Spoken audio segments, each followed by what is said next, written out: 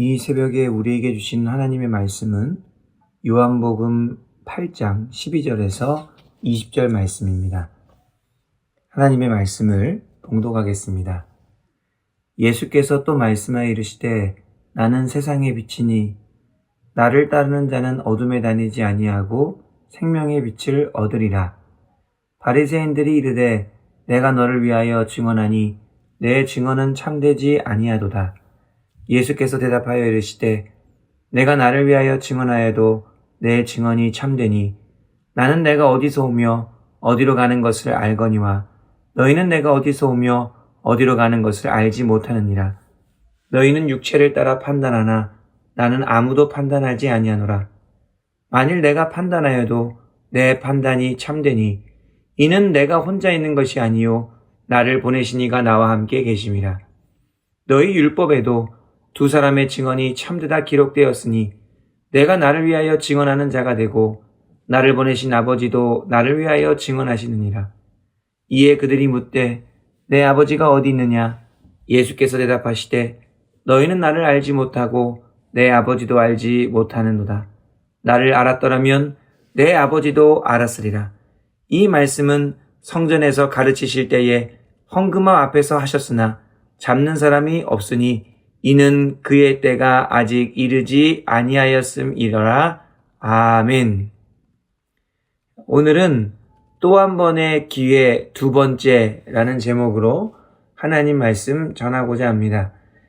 발광체와 반사체의 차이가 있습니다. 발광체는 스스로 빛을 내는 물체를 말하고요. 이에 반해 반사체는 스스로 빛을 내지 못합니다. 반사체는 빛을 받아서 반사해내는 물체를 말합니다. 그러므로 반사체는 항상 발광체가 필요합니다. 발광체가 없는 반사체는 아무런 빛을 반사할 수 없기 때문이죠. 오늘 말씀에서 예수님께서는 나는 세상의 빛이다 라고 하셨습니다. 그런데 마태복음의 산상수훈에서는 제자와 무리들을 바라보시며 너희는 세상의 빛이다 라고 말씀하셨습니다. 예수님께서 자신을 세상의 빛이라고 하신 것은 스스로 빛을 내는 발광체를 의미하는 것이고 제자와 무리들을 향하여 너희는 세상의 빛이라고 하신 것은 반사체를 의미하는 것입니다. 다시 말해 세상의 빛 대신 예수님을 반사해야만 세상의 빛된 성도가 될 수 있는 것입니다. 발광체 되시는 예수님 없이는 어느 누구도 세상의 빛으로 살아갈 수 없습니다. 그러기에 예수님께서 세상에 비치신 것이 가장 중요한 것이지요. 예수님께서 자신을 세상의 빛이라고 말씀하신 것은 태양의 빛과는 다른 빛입니다. 우리가 보고 누리는 일반적인 빛이 아니라 영적이고 특별한 빛을 가리킵니다. 예수님께서 자신을 세상의 빛이라고 말씀하신 것은 세상과 반대라는 것을 의미합니다. 예수님은 빛이시고 세상은 그의 반대인 어둠이라는 것이죠. 그래서 예수님은 어둠 가운데 진정한 빛이다 라고 말씀하는 것입니다. 세상의 본질은 어둠입니다. 세상은 언제나 하나님과 반대로 가기 때문이죠. 세상은 하나님 아닌 다른 것을 위하게 하고요. 세상을 위하게 하든 아니면 사람을 위하게 합니다. 그런데 예수님은 그러한 세상 가운데 빛이라고 말씀하는 것입니다.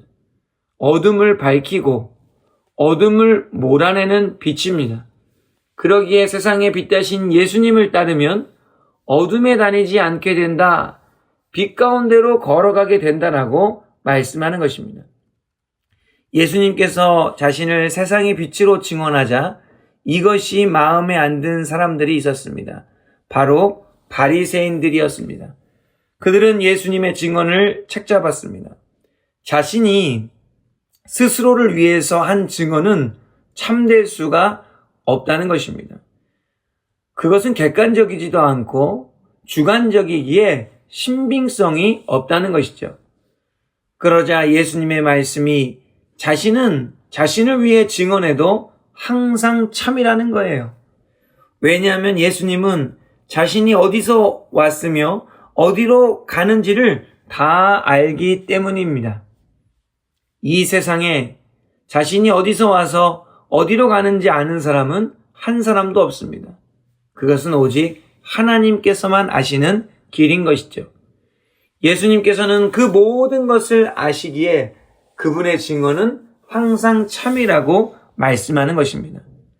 그러면서 예수님의 증언이 참일 수밖에 없는 한 가지 이유를 더 말씀하시는데요.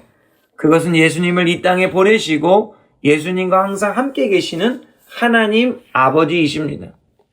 하나님 아버지께서 예수님을 증언해 주시고 또한 예수님과 함께 하시기에 예수님의 말씀은 항상 참일 수밖에 없다는 것이죠.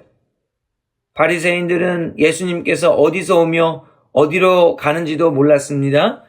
더더군다나 하나님 아버지는 더욱더 몰랐습니다.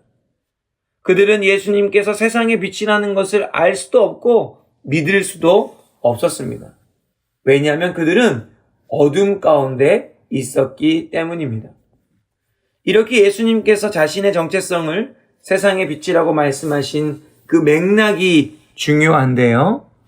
이 말씀을 하시기 전에 어떤 사건이 있었습니까? 음행 중에 잡힌 여인이 용서함을 받고 또 한 번의 기회를 얻었었습니다. 죄인에게 또 한 번의 기회를 주신 이후에 예수님께서 자신을 세상의 빛이라고 선언하신 것이죠. 여기에는 아주 중요한 의미가 있습니다.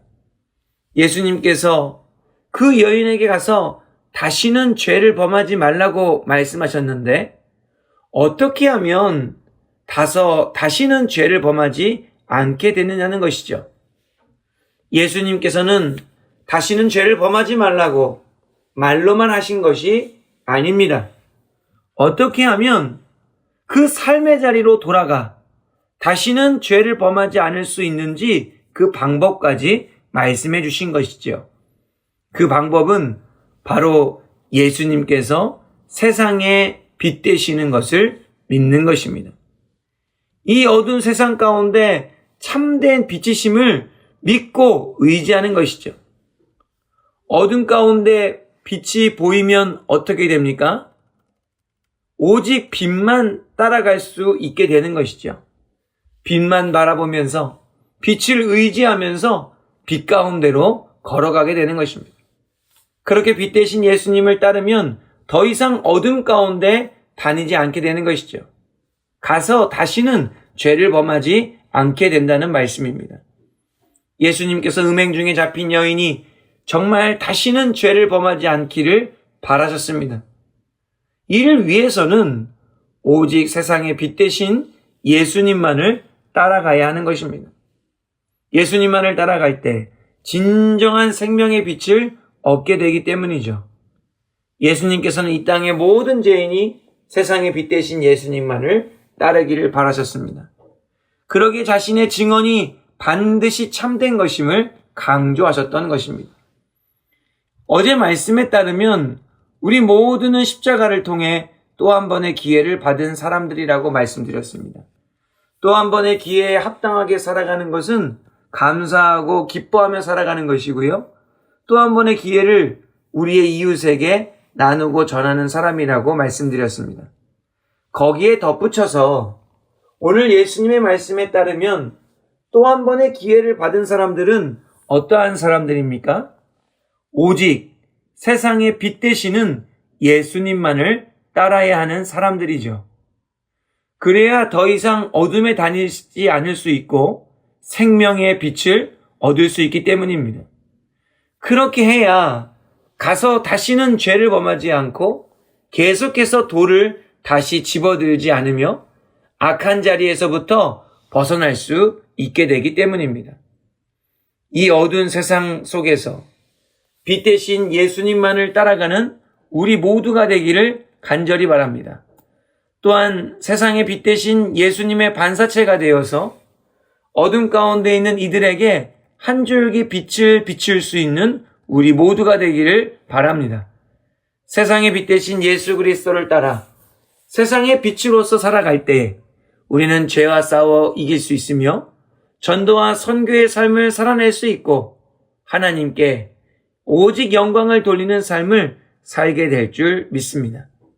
이 새벽에 세상의 빛으로 살아가기로 결단하시는 영은의 복된 성도님들이 다 되시기를 주님의 이름으로 축원합니다. 기도하겠습니다. 사랑의 하나님 아버지 감사드립니다. 또 한 번의 기회를 주신 것도 감사한데 또 한 번의 기회에 합당한 삶을 살아갈 수 있도록 인도하여 주시니 감사드립니다. 이 험악한 세상 가운데 오직 빛 대신 예수님만을 온전히 따라가게 하여 주시옵소서. 그리하여 세상을 이기게 하시고 이 세상에서 예수님의 반사체가 되어 살아가게 하여 주시옵소서. 그리하여 생명의 빛을 얻게 하시고 죄와 싸워 이겨내게 하시며 전도와 선교의 삶을 통해 오직 하나님께 영광을 돌리는 삶, 또 한 번의 기회에 합당한 삶을 살게 하여 주시옵소서. 세상의 빛 되시는 예수님의 이름으로 기도하옵나이다. 아멘.